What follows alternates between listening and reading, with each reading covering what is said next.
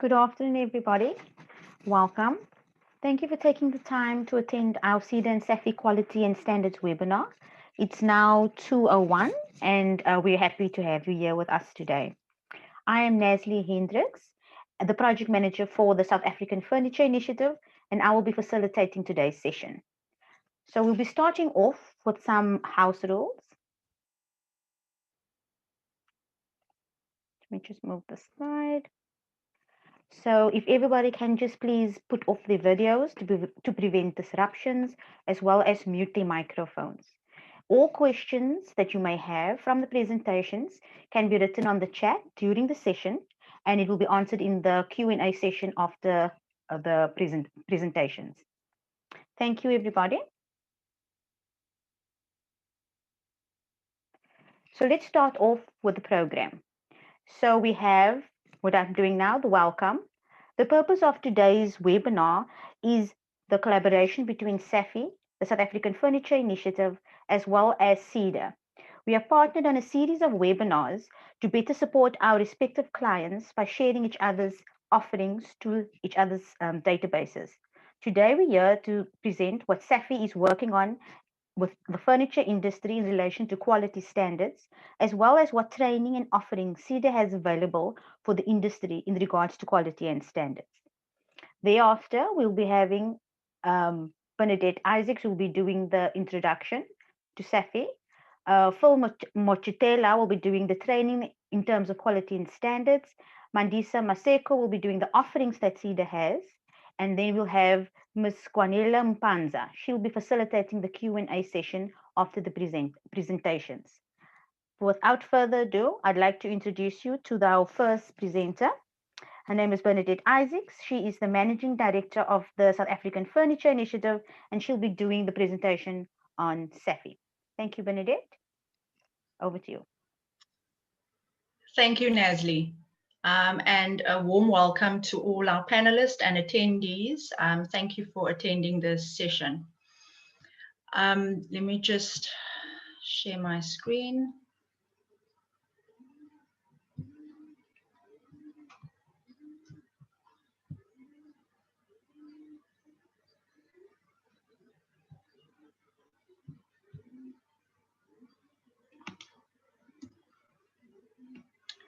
So just a bit of an overview of the furniture industry. Our formal furniture companies in the industry is made up of 2,200 companies with plus minus 27,000 employees. And the furniture industry contributes 1% of the South Africa's manufacturing GDP. The furniture industry is a labor-intensive industry, and it also provides work at all skill levels in the industry. It's SMME friendly. From the 2,200 companies, 90% of the industry are SMMEs. And just to give the attendees an idea, that is an average of between 12 and 15 employees in a factory. The furniture industry is also very gender equitable. There are a number of women, female employees in the furniture industry. Just a bit about an overview of the South African furniture industry. We are a non-profit organization and a joint initiative of industry, labor and government. And the initiative was formed for the benefit of all stakeholders with a common interest of promoting employment growth, value addition and transformation across the value chain. SAFI's mandate, our mandate is sevenfold, and that is to provide market intelligence information to the industry, facilitate training, mentoring and other support services, promote the South African furniture industry and associated furniture design, to facilitate access to domestic and international markets, and to determine and facilitate the implementation of initiatives and programs that would enhance the performance of the South African furniture industry, to sustain existing employment and create new employment opportunities within the furniture industry value chain.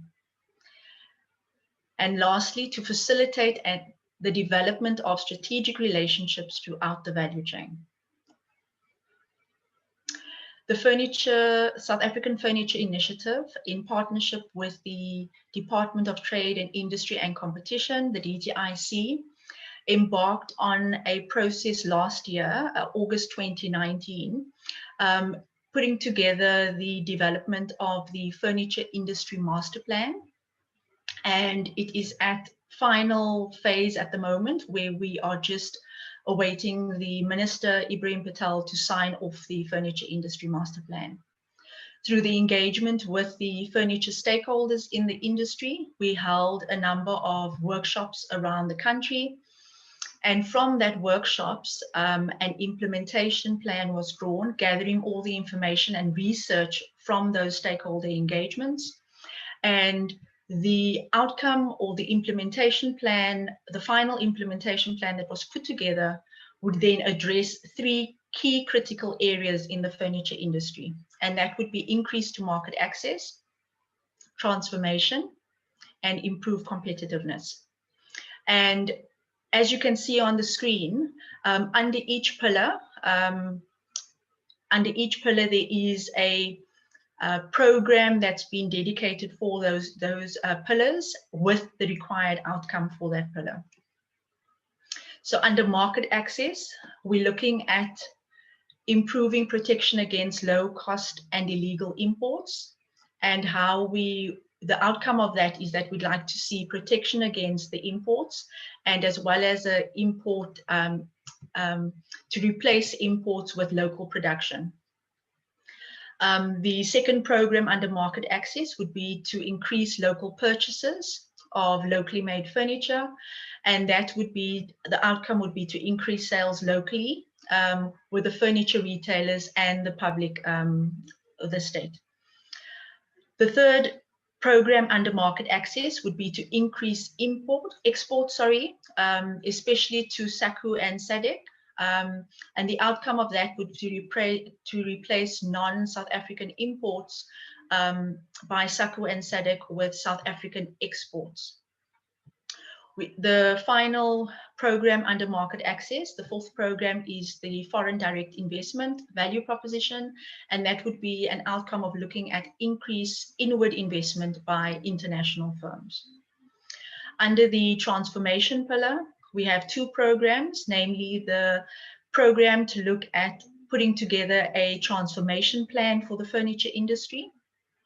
And that transformation plan outcome will be to ensure transformation in the industry along the whole value chain. The second program under transformation would be to develop and implement entry for small, micro, medium enterprises, and a sustainability support program with that. And the outcome would be to support SMMEs along the value chain in entry, sustainability, and access to markets. The final pillar, which is improving competitiveness, there are 3 programs. The first program is a cost and productivity improvement program, and that outcome would be to improve access to funding for competitiveness improvement. And the second program is a program that would be a program focusing on practical and experiential skills development. And that would be to upgrade the skills of the current and future needs of the South African furniture industry. The final program is a program where we are able to measure and manage the progress of the Furniture Industry Master Plan. And we'll be doing that by collecting industry data on key metrics annually and regularly doing productivity audits.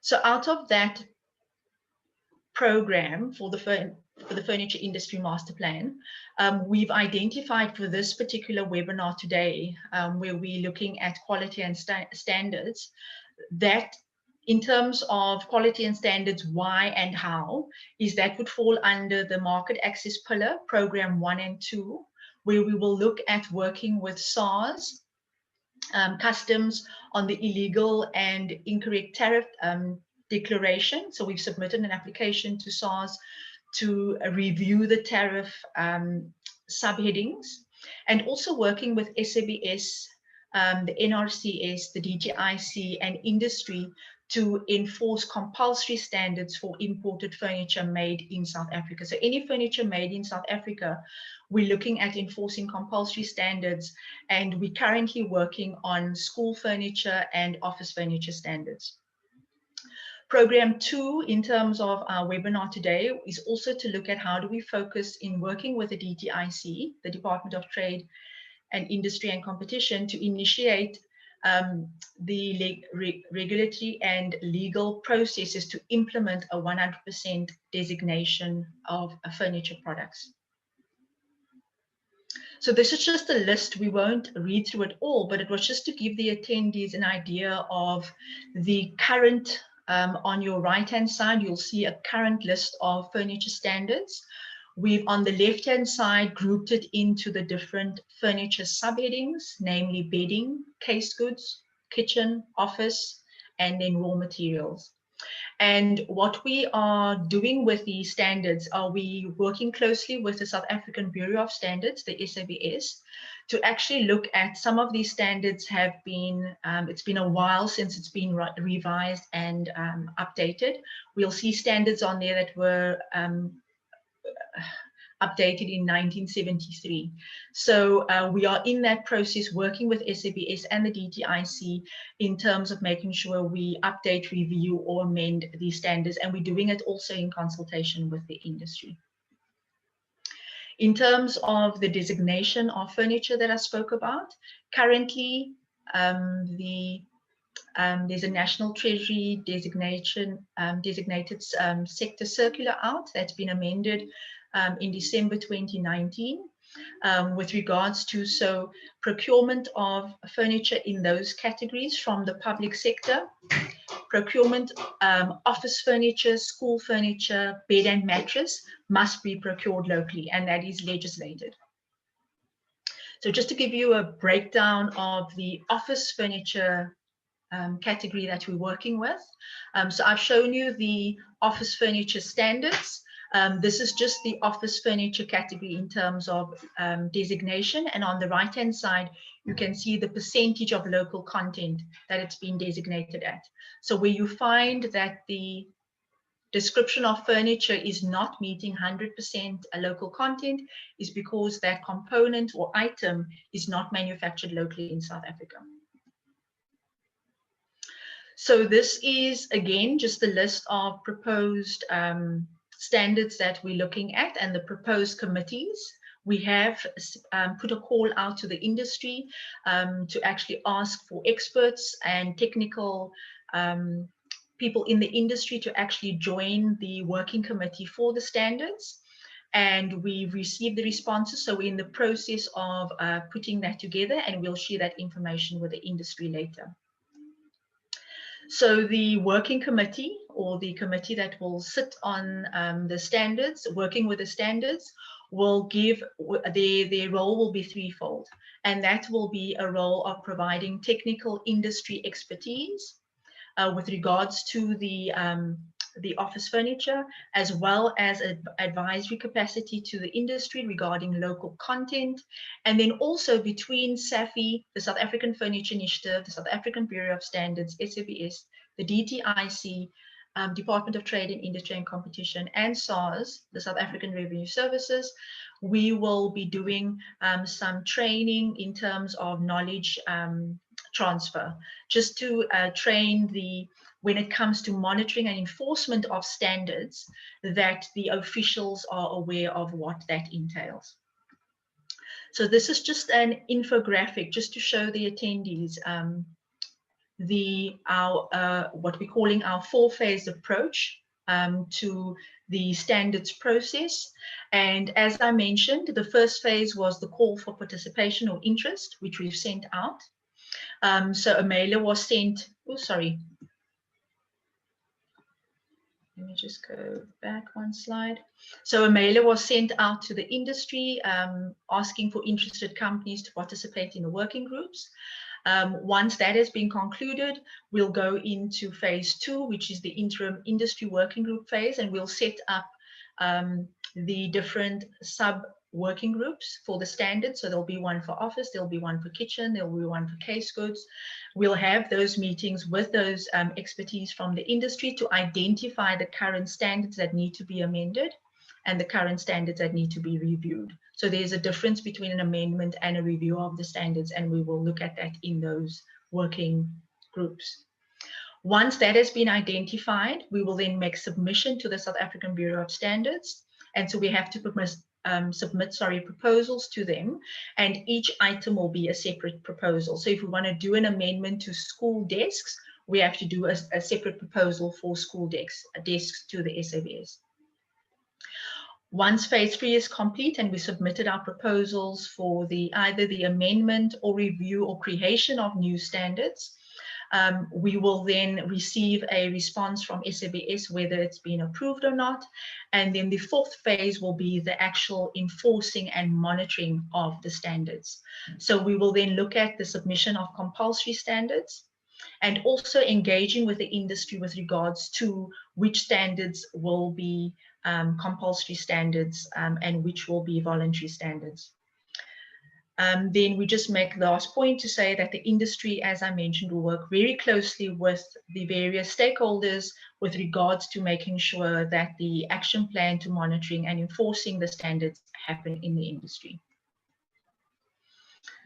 And that's a thank you. Thank you very much for listening.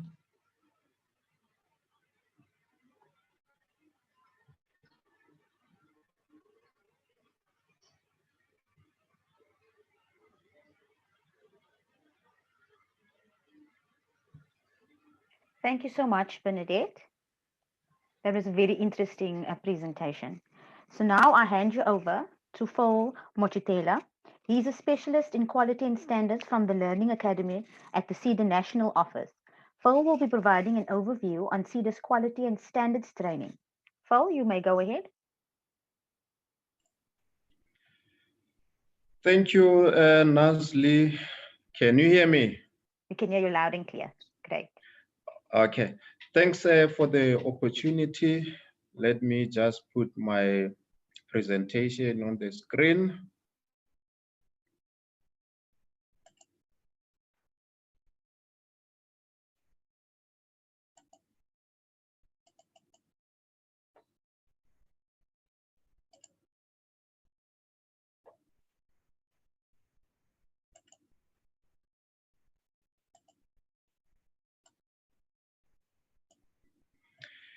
Okay, thank you again and welcome to all our participants.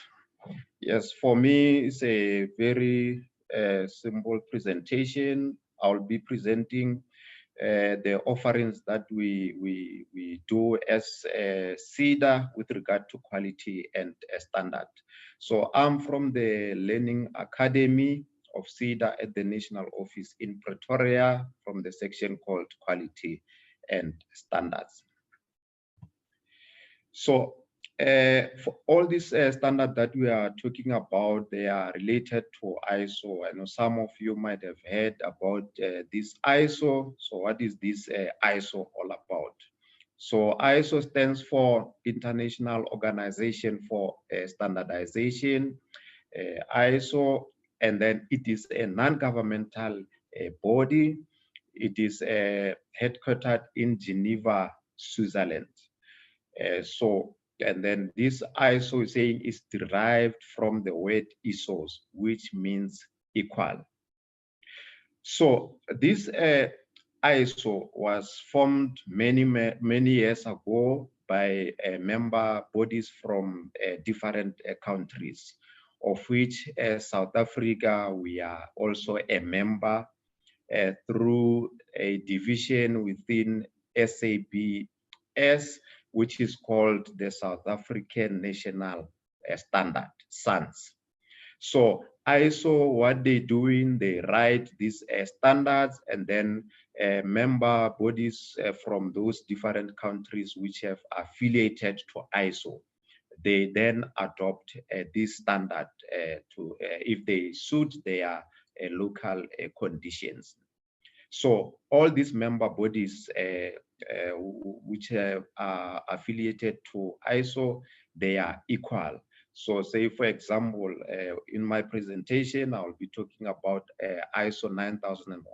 So all these member bodies that have affiliated to ISO, it means when they are certified on ISO 9001, they are all equal when they talk about the requirements to have a working quality management system. All the requirements are the same. So, so this ISO standard, they make it very easy for companies within these different countries to trade with each other, because they are referring to the same standards as has been given by ISO and adopted by those member bodies in different countries. So at the Learning Academy, we do offer training on ISO 9001, which is a quality management system.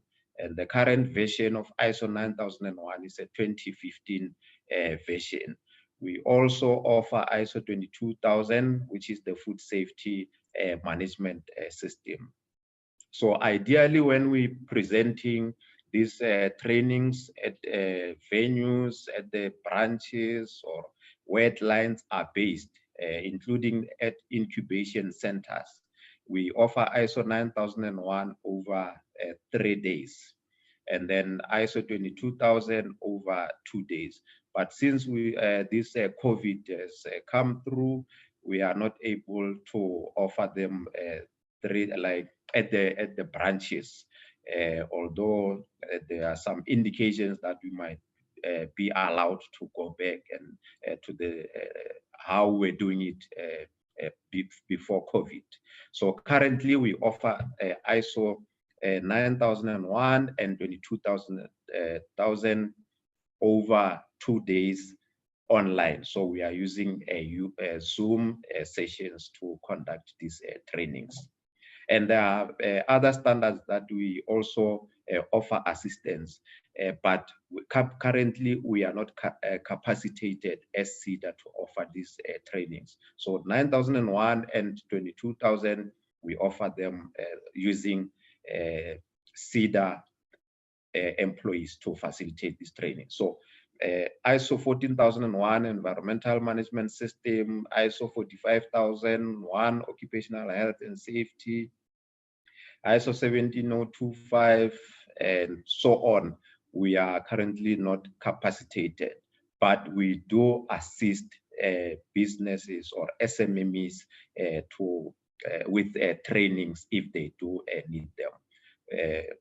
So if you know that in your organization you're generating waste that need to be controlled, you can always apply for these trainings, or even the development of a management system, whether it's occupational health, whether you are in the laboratory environment. We are able to assist with those trainings using service providers. And again, we can also offer what we call integrated management system. So you will say, I need ISO 9001, but I've got issues related to environment. I also need those standards. I also have maybe I'm generating fumes, there is noise in the workplace, so I also need to have ISO 45001. So if you combine 9001, 45001, and 45001, they form what we call integrated management system. So it's only one system at that particular time that you can apply for, because ISO 9001, 14001, and 45001, they contain similar requirements. So it's although it's a bit more than if you were to apply for only ISO 9001 or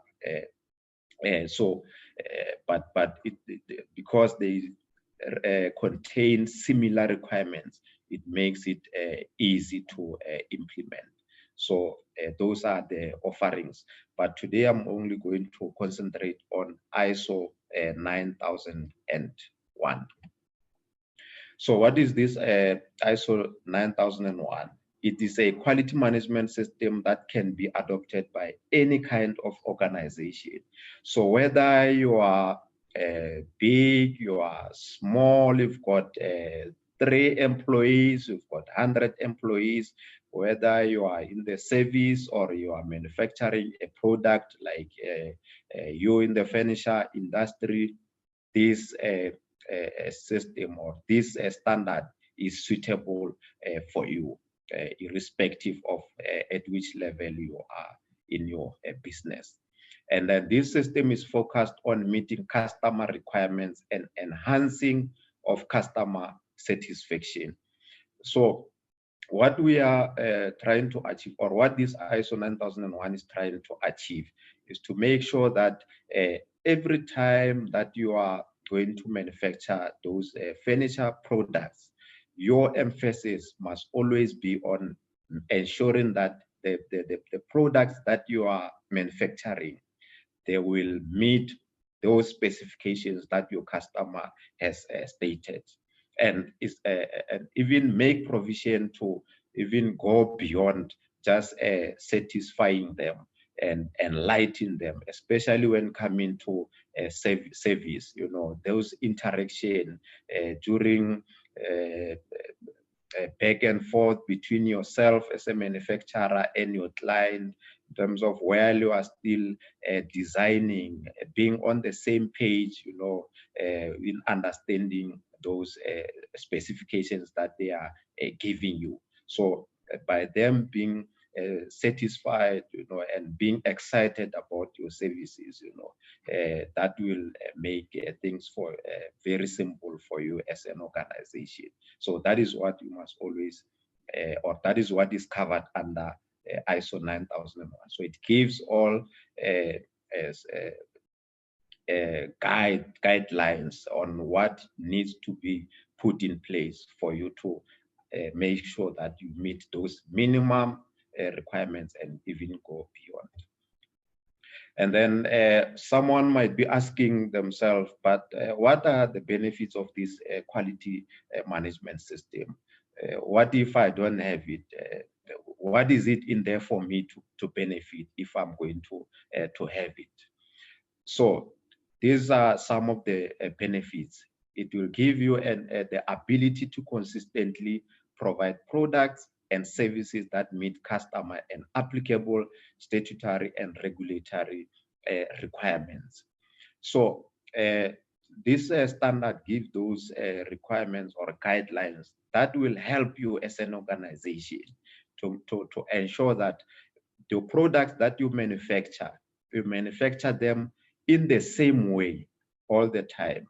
So how do we achieve that? You've got those SOPs, you've got those work instructions that you will have in the organization, whereby in the absence of managers or business owners, the employees will know exactly what they need to do in order to manufacture those products in the same way all the time. So we've got SOP that when we manufacture, we know these are the steps, these are the checklists that we need to follow in order to manufacture in the same way. And again, applicable statutory and regulatory requirements. So there are those SAN standards which are stated, for example, in certain regulations. So the standard will make provision for you to identify which statutory and regulatory requirements are applicable to your furniture industry.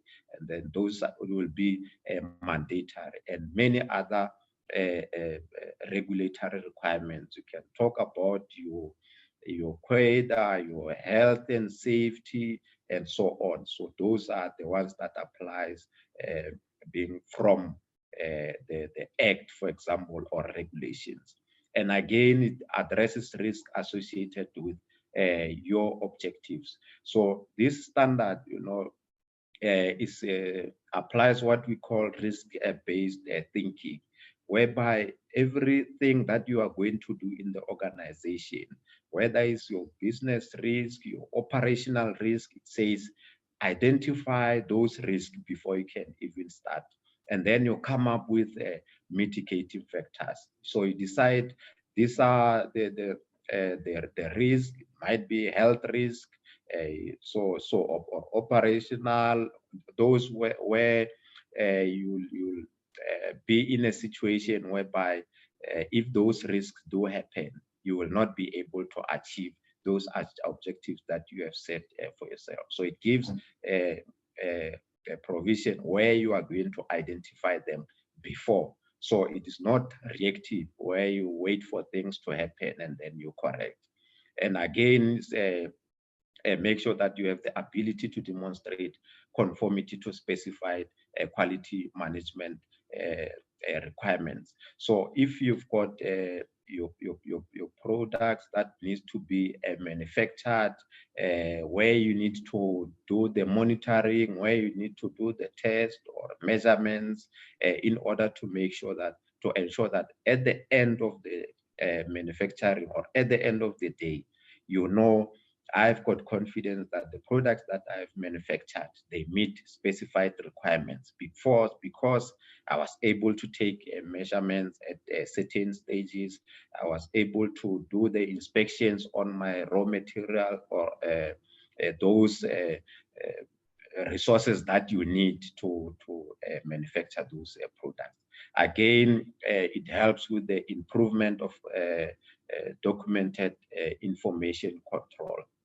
So how many times you have gone home and you're looking for your ID document and then you cannot find it because you don't have a system in place in the at home where you know this is where I put all my documents. Here is where I put my whatever documents that you need to do something at home.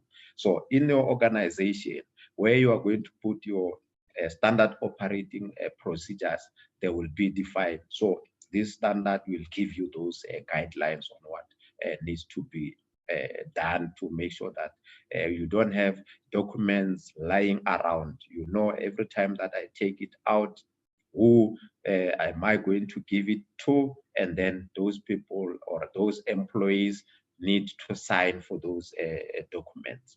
So those are some of the benefits of having a quality management system. So this ISO 9001 is based on 7 principles. We call them the 7 quality management principles. The first one being customer focus, second, leadership, and then engagement of people, process approach, improvement, evidence-based decision-making, and relationship management. I'll just go through them one by one, but on a high level. So this standard is based on all these principles.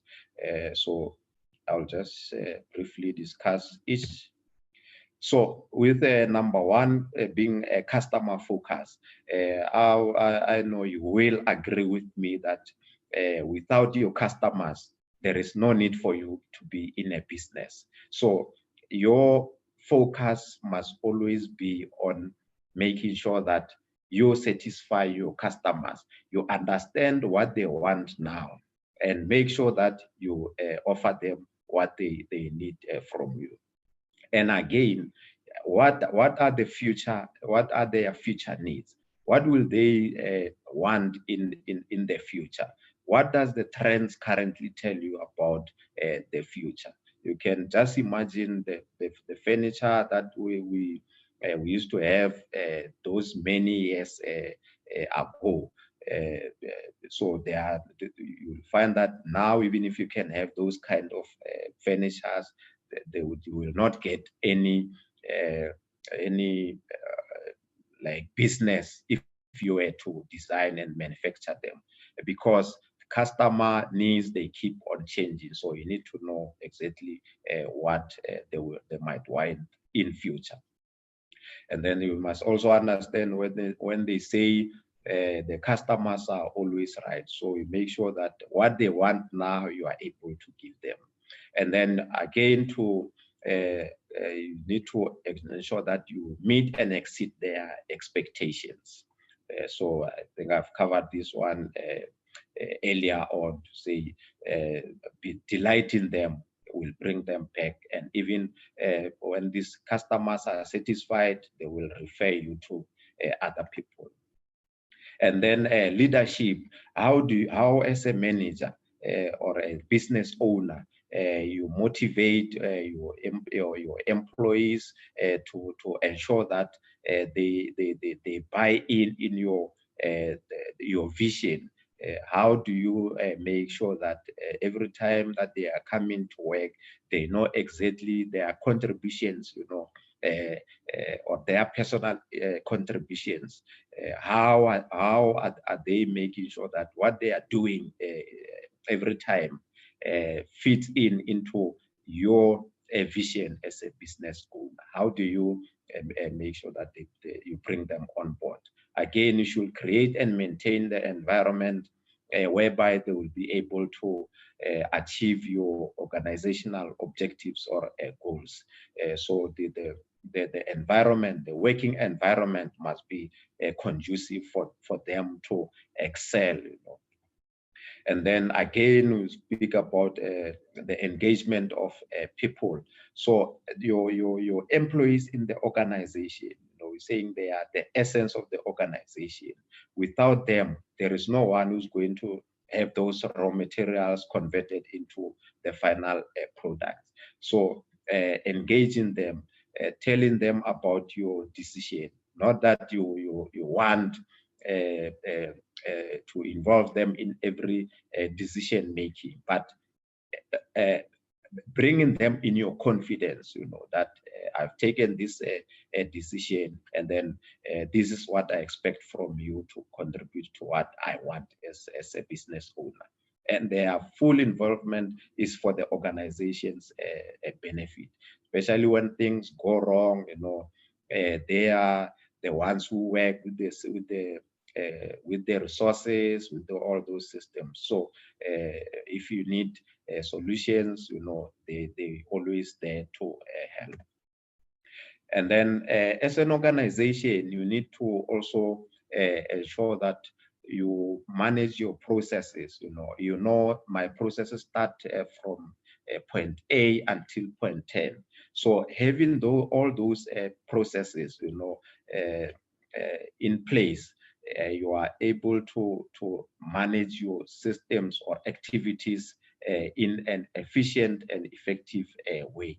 So what you are going to do at the first point, maybe this is where you are going to receive your raw materials, and then you make sure that what is covered under this process is going to fit well into the next process, and so on until the end product. So I normally say, as an organization, you must look at your processes from an IBETS view. So you're looking down and saying, that is process number 1 for me, that one is process number 2. So they must work well with each other. And then again, as an organization, you must focus on improvement. So if today you are manufacturing your product, things didn't go well, how can you improve next time? So you must be able to identify those areas that need improvement, because there is always that room for improvement. And again, when we take decisions, we must, the standard says you must have evaluated the data that you collect, the measurements that you are taking. So you are not going to just thumbsuck by taking decision. You'll say, that is the machine that I'm using to cut all my maybe the wood or timber or whatever raw materials that you are using. When that machine is giving you wrong results, and then we have so when you are taking a decision, based on the data that you got, or from the records or experiments, and you have analyzed to say this machine, you know, is the one that is giving me problems. If I decide to change that machine, then it's an informed decision. So we're not some thumb sucking, but excuse me. So, but you make sure that those decisions that you take are based on evidence. And lastly, relationship management. So, as a business owner, the standard will tell you what systems you can put in place to ensure that you have this sustained relationship with your suppliers, for example, so that you can have that mutually beneficial relationship. You will have that long-term relationship, not based on you getting every time a discount, but what is it there for the suppliers to benefit from you. So that is also covered. So that is the all those principles that I spoke about. Thank you. Nazli, back to you. That was my presentation. Thank you. Thank you so much, Phil. That was a very informative presentation. So now our last presenter is Mandisa Maseko. She is the project specialist in the Quality and Standards Unit in SEDA. Mandisa will be presenting on the SEDA's Quality and Standards offering. Mandisa, over to you.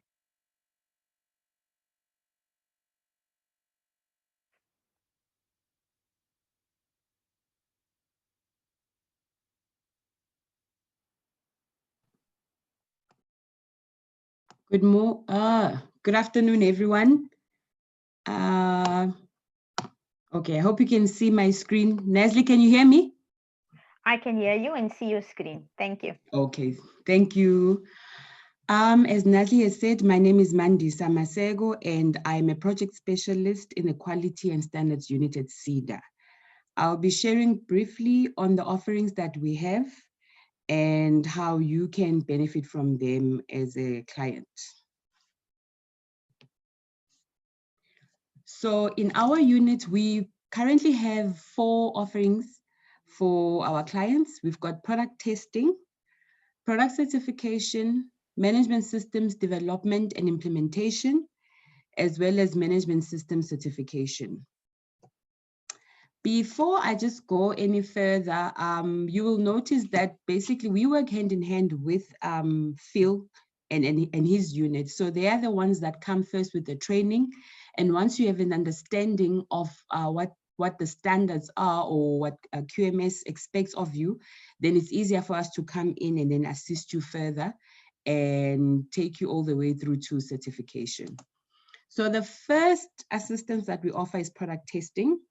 This is a once-off assistance to the value of 60,000 rands. It's inclusive of VAT.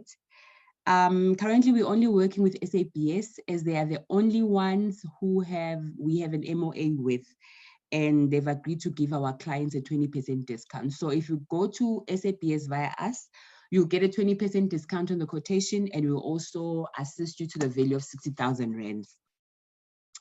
And product testing is done when a client needs to be assisted with determining whether the product that they are manufacturing complies with the specifications set in the South African national standards. A sample of the product gets submitted to SAPS labs by the client, and once the tests are done, the client will get a test report, which is only applicable to the sample sent to the laboratory.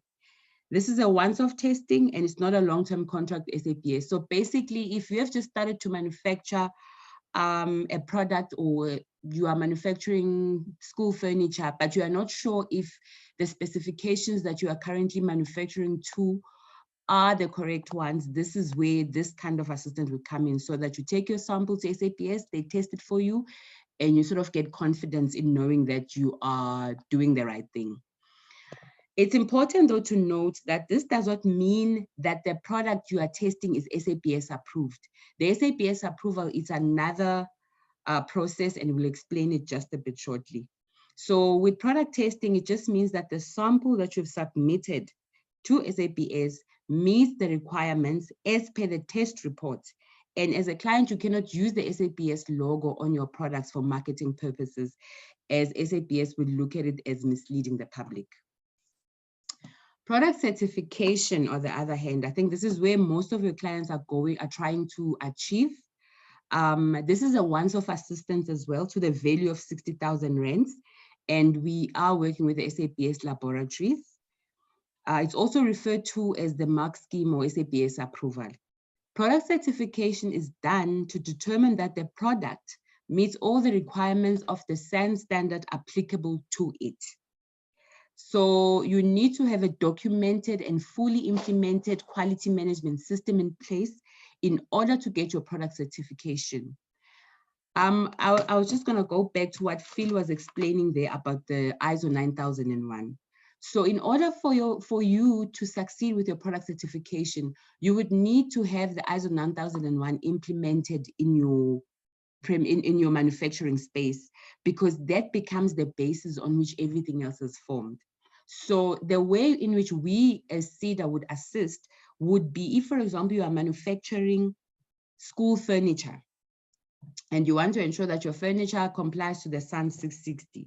So we would then first and foremost appoint a consultant to come into your business and help you with all the documentations, all the processes and policies that need to be in place, and all the other SOPs and work instructions that you need to have in order for you to qualify for product certification. So the consultant will come in and go through everything with you and help to ensure that you've implemented the system fully. What I like about the ISO 9001, it's not just about how you run the business in general, but it goes into detail where you can go into your actual manufacturing space and then you draft all the work instructions and ensure that within those work instructions, you have stated what raw materials need to be used in order to make sure that you qualify for SANS, what adhesives you need to use, what kind of paint you need to use for the product. So when somebody comes into the business and assists you to draft a quality management system, it's inclusive of everything that is taking place in that business to ensure that you've got the sustainability that Phil was talking about. He mentions that the QMS it gives you the ability to demonstrate conformity to specified requirements. So that's what the consultant will be assisting you to do. However, you need to purchase the national standard for the product yourself and familiarize yourself with the requirements. It's worth noting that you cannot get product certification if there is no standard for that particular product. And I'm glad to hear that SAFI is currently very involved with SAPS with regards to the standards that are out there in reviewing all standards. So you've got the right people with you. So with regards to product certification, SAPS will first conduct an audit of the manufacturing premises and look at all your processes that you have in place in ensuring that you are meeting the requirements of a standard. And only then do they take samples of the product you are manufacturing to their labs for testing. And with product certification, you get into an agreement with SAPS of 3 years. Management systems development implementation, I've touched a bit previously on this. So this is where we get the consultant to come in and assist you to ensure that you've got the system developed and you are fully implementing it. We cover 100% of the consultant's fees. So it includes the development, training, and implementation of any particular system. So it's not just the 9001, but of course, within your industries, you might need to have the 45001, which deals with the occupational health and safety. We will cover those costs of developing that system for your business, of giving you training, and as well as helping you to implement the system. But prior to the approval of a management system development and implementation intervention, we would have to come to your premises at SEDA for an assessment. This is purely to verify that you are ready and that the system you are applying for is relevant for your business. Management system certification. So you have the product certification, which I've said that there we pay up to 60,000 rands. And for your industry, product certification is only done via SAPS. But if you decide that you don't just want product certification, but you want to certify the entire system that you have developed and you want to be ISO 9001 certified as a business, we also assist in that regard. But this one, as I've said, it depends on if you are applying directly for the system certification. We will also have to come through to do a gap assessment to verify your preparedness for the certification, because this intervention is only for clients who already have a documented system in place and it is fully implemented. We cover the costs as well for the certification body or for the audit, and only a limited number of clients can be funded each year for management system certification. And we only use accredited service providers. So that means for management systems, we will not just get a fly-by-night certification body, but we make sure that they are SANAS accredited to certify your business. This is the funding criteria. So the enterprise must be legally registered and be in operation for at least 2 years. But this is only applicable for management systems implementation and for certification. If you want product testing, it's not applicable. Sometimes we understand that the reason you can't even go into the market is because your product is not yet tested. So with regards to product testing, we do not apply some of these criteria. So the enterprise must have a valid tax clearance certificate. The applicant must complete the funding application form in detail. Financial turnover per annum of the enterprise must not be less than 500,000 per annum. The staff complement must be not less than 5, and the enterprise must have an office administrator. So the core activity of the enterprises must be one or more of the following. So you must be either in manufacturing or production. You must be in maintenance, repairing, overhauling, or servicing. You must be in engineering or in construction. For any further information, or if you're looking for application forms, kindly send the request to the email address provided. And for the quotation from SABS, kindly contact Mr. Dumisani Mgadi for that. Nestle.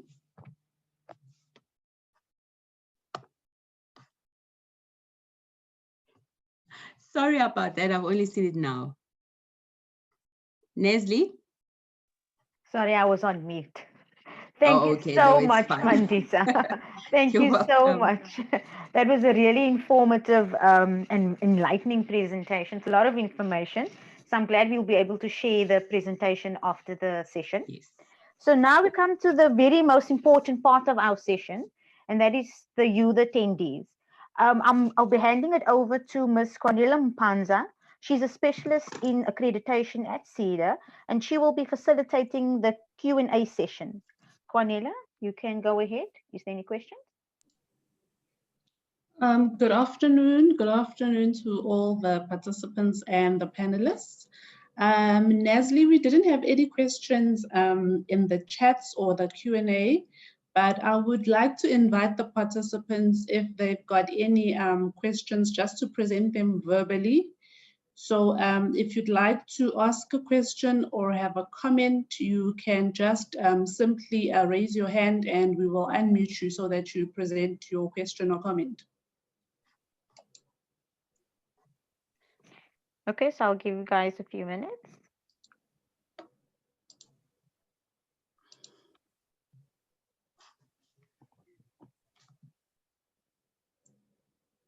Okay, there was a hand, but they just put it down, so you just need to put it on again.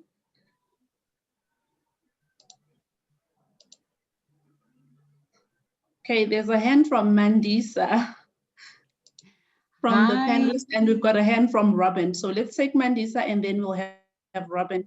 Phil, if you just unmute all of our participants, please. Mandisa? Hi, Gwanele. What I wanted to find out from Nestle, with regard, what other support do they give to SMMEs? Just so that we know who do we forward to them? Do they have a criteria, or do they just take anybody who's in the furniture industry who needs to be incubated? Okay, Leslie, just hold that question then, and then let's take Robin. So let's just take 2, and then we'll give you guys an opportunity to respond. Robin? Can you hear me? Yes, we can. Good. Thank you. I want to ask, please, is furniture which is imported into South Africa going to be quality tested like they do in Australia, where you have to submit samples of the furniture that you want to export to them, and then they test it first and give you a certificate to allow you to import? Because we find that quite a lot of furniture, imported furniture, which is brought to us for repairs, is shockingly inferior. Okay, thank you. Thank you, Robin. So can I give it then to the panelists to answer the 2 questions, starting with Mandisa, support for SMMEs, and then Robin with regards to is imported furniture tested? Thank you, Cornele. Mandisa, if you can just help me, just in terms of your question, if you can just elaborate more, are you talking about like general support in terms of SMMEs, other programs other than what I've put on my presentation, or was it specific around standards? No, it's just all other programs. Like, do you have a criteria, or anybody can, as long as they are in manufacturing of furniture, can they come in at any time? So, yes. So in terms of the number I had up, so the 2,200 companies are, so they have to be what we would call a formalized business. So they have to be a registered business with SAFI. They have to be tax compliant, all those Companies Act legislation things, as well as a member of the Furniture Bargaining Council, and then automatically you a member of SAFI, and you then have access to all those benefits, or participation in all those programs. Oh, thank you. So it's, like I say, it's the standard sort of South African business criteria. And then in terms of the Bargaining Council legislation, that's actually legislation as well. So just like SARS and SIPC is legislated, if you manufacture furniture in South Africa, it's legislated by the Minister of the Department of Labour that you have to be registered with a Furniture Bargaining Council closest to your, to where you're located. Okay. Thank you. Okay, thank you, Bernadette, and thanks to Mandisa for asking that question. Can we address Robin's question? So thank you, Mr. Clark, for the question. If we go back to sort of my presentation, just in terms of that 4-phase approach, it is the questions that Mr. Clark posed as to why we actually it has been incorporated into the master plan. So I think it was also in consultation with the stakeholders in the industry where that point was raised, very important point was raised in terms of how we deal with that. And so we have to go through the process in terms of that 4-phase approach we did, in terms of identifying experts and technical people in the industry, so we could actually deal with what Mr. Clark has just brought to our attention in terms of what other countries are doing internationally, in terms of when the product enters our ports or when it comes into our country, that as the exporter of that country, before it's imported into our country, it meets certain standard requirements. And that is what we will then tackle as the working committee that we are putting together for the furniture industry. So hopefully, Mr. Clark, we will eventually, that will be one of the outcomes of this working committee. And as I said, we're doing it in partnership. So it's not just a talk shop or just where we're going to gather together. It's all the stakeholders that is involved in the legislation, and making sure that this happens, all involved in this process. Thank you. That's a pleasure. Okay. Thank you, Robin, and thanks for the answer to that question. Can we have more questions then from our attendees? Carmen, Trevor, Pereira, do you guys have any questions? Can just raise your hand and we will unmute you.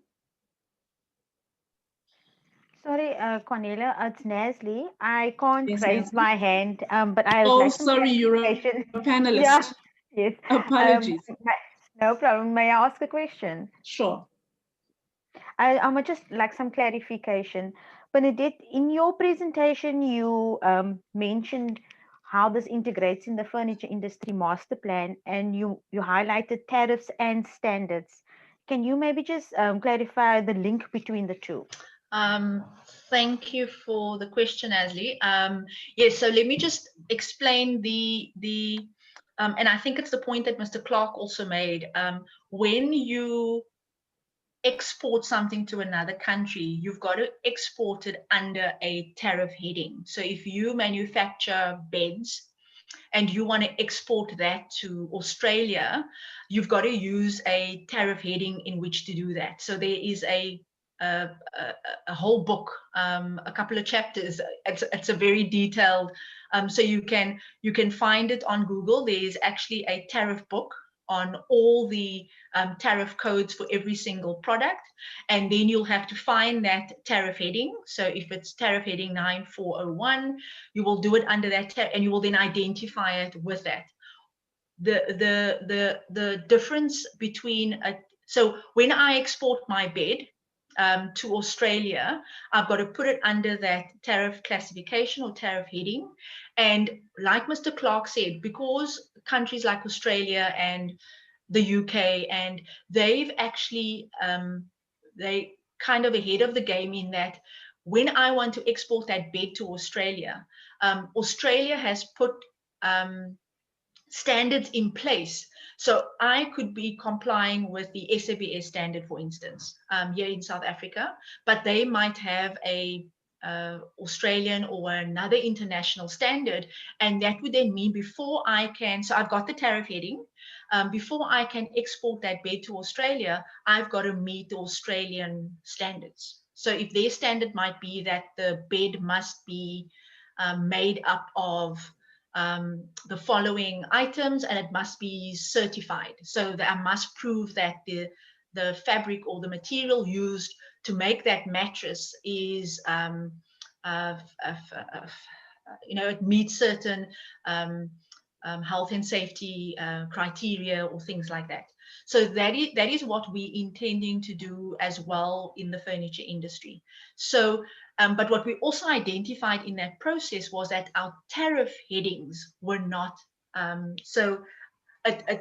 as you've mentioned, Asli, in your question, it's tariffs and it's standards. It's yes, two separate things, but it sort of comes together so that while we updating the standards to make sure our standards are relevant, and because like I said, remember why we're doing this. If you sat here today and you said, why should we even, the whole thing was, as Mr. Clark mentioned, was to actually curb illegal and cheap imports. So by putting that standard in place, it would mean it wouldn't only apply to the person exporting the product to South Africa, it would also apply to our local furniture manufacturing industry that would need to comply with that standard. So we need to get our tariff headings right and make sure that when that person is exporting that bed to South Africa, he's done it under the right tariff heading. Because what we found in the past was that because our tariff, we weren't, the tariff headings wasn't clear, or it was confusing, an exporter would somehow find a way to put an item, just as a way of information also, because this has an effect on the question that you've asked, Nasli, is that the furniture industry in terms of furniture has changed drastically over the last couple of years. Most furniture that is exported today is exported in flat pack. So it's where it's actually broken up and it's literally packed in a box. And then you get an instruction guide and some hardware with it to actually assemble the item yourself. So previously, this exporter would export a cabinet and it would be completely assembled and it would go under that tariff heading. So what happens now is the exporter exports the cabinet but flat packed. So it just looks like 4 or 5 boards. And what we're finding is that some exporters are actually not declaring it or putting it under the cabinet subheading or tariff heading. They're actually putting it under a raw material or a different subheading. And that is why in my presentation, I said it was important that we actually train and do some training, a skills transfer in the furniture industry with the experts and with the customs and SARS and SABS and all those, so that the officials that's actually receiving the goods can know the difference or is able to establish that that is actually a finished product, it's just not assembled. So it can't actually go under that tariff heading.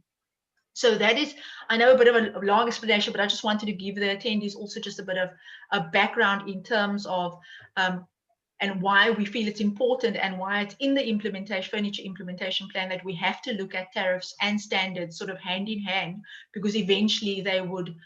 So if you're not an importer or if imports doesn't affect you, we still feel standards is important in terms of what other countries have done internationally and how standards have actually helped the industry also just remain competitive and sort of raise their game.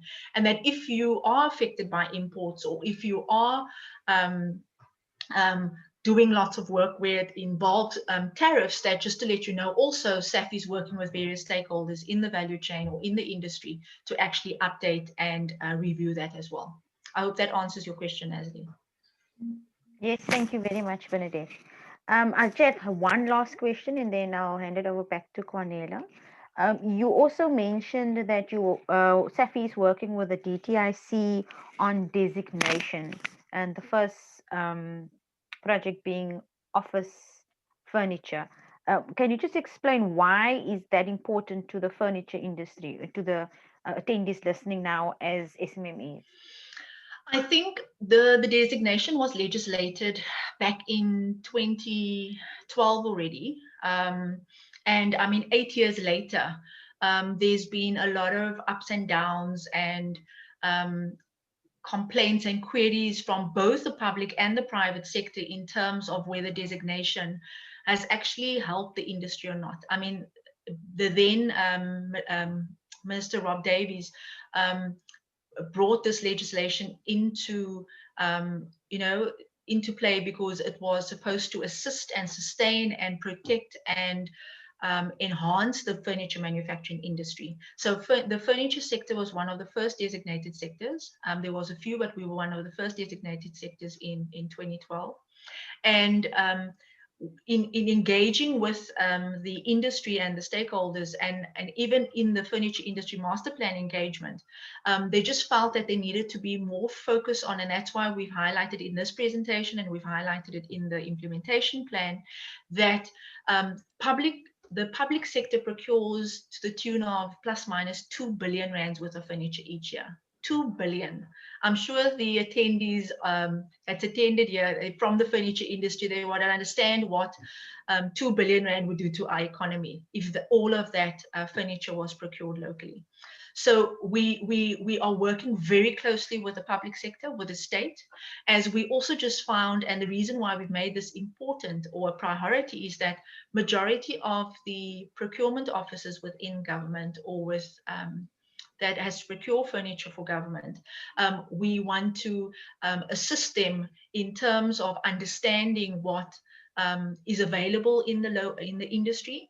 We just find that there's too many specifications or tenders going out that is specified with international either pictures or specifications, and the products we're not actually matching the products that's made locally. So that is why it's been once again highlighted as important, and for SAFI and the stakeholders to work closely with the DTIC and various other government departments as well as state-owned entities, and whoever procures from government, from the public sector, whoever procures furniture, to make sure, and we are also embarking on that project in terms of putting together a public specification document for the public officials or for the state to actually, it's a document to make them understand and see actually what is our local capability and what is actually being and is available locally.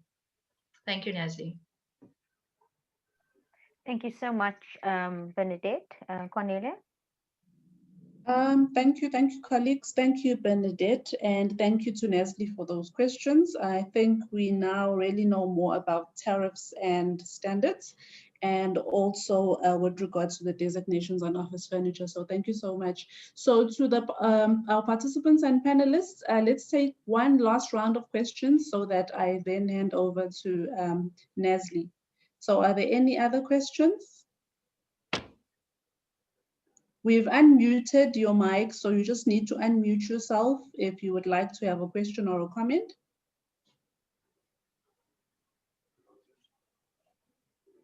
Hi, Mandisa? Gwanele. I have a comment. Wow, I've learned so much what's happening with regards to the furniture industry. Just want to say thank you, Nestle, for that. And you know, especially what excites me is that part where you say you are speaking to the government procurement guys so that they have an understanding. Too many times our SMMEs suffer because the people in the procurement units in government, they themselves are not fully aware of what we have locally and how they are having an impact in sustaining our SMMEs. Thank you for that. Thank you, Mandisa. Nestle, can I? Sorry, Cornelia, before you hand over to Nazli, I also can't raise my hand, sorry. Apologies. No Okay. problem. I just wanted to ask if any of the attendees wanted to, if this webinar now finished and they wanted to find out more, how would they then make contact? Are they supposed to go to their nearest SEDA branch? How would then, if they were interested in any of those offerings that Mandisa or Phil spoke about, what would be the next steps? Mandisa or Phil? They can go to the nearest SEDA branch or they can send me an email. I will, my details are on the presentation that I will forward to Gwanele. So I'm sure they've got my, I don't know if I can share my email address on the chat to everyone. So that is, you can just send me an email if you require any assistance. I'll share my email there. Phil, with regards to the training? With regard to trainings as well, they can just send me an email or go to the nearest branch. But otherwise, my details, my emails will be on the presentation. So we are going to share it with all the attendees. So they will find it there. So the presentation will definitely be shared with all the attendees and it will have all the contact details for Mandisa as well as Phil. That's correct. Oh. Any other just let me just take also this opportunity. Bernadette, I just wanted to find out, I might have missed it. So these standards currently in the furniture industry, is there any standard which has been maybe mentioned in a certain regulation so that they are mandatory, or you are still in the process of having them mandated? Yes, Paul. So we don't have any compulsory standards. What usually happens is that the procurement officers, when they put out a tender or request for quote, might in the criteria say that it has to comply with SAN 660 or it has to comply with a certain standard. So within the private sector also, if a corporate puts out work to be done, they might just say you must be ISO 9001 or you must have a quality management system in place. So it depends completely up to the client, but to answer your question, there isn't any at the moment. There is no compulsory standards.